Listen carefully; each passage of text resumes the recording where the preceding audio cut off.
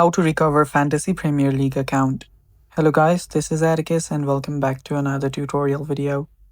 In today's video, I'll teach you guys how you can recover Fantasy Premier League account. So without any further ado, let's dive right into it. So to recover a FPL account, the most common method is to reset your password.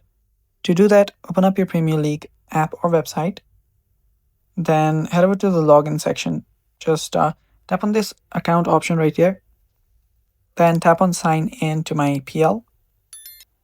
Now, when you tap on that, you will be prompted to this very page right here where you can type in your email address and then password. So what you can do here is simply type in your email address. So type in your email address. Let me do that. And after you type in your email address, type in a wrong password. Or if you see a reset password option, you can tap on that directly. Let me fix that first. There we go. Now, if you see an option to reset password like this, tap on that or type in a wrong password.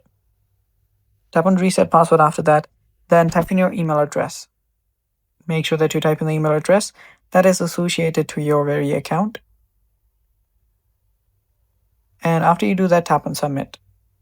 Now they will send you a recovery code on your Gmail. So let's search for that. Let's wait for the email to pop up. Let me turn this off.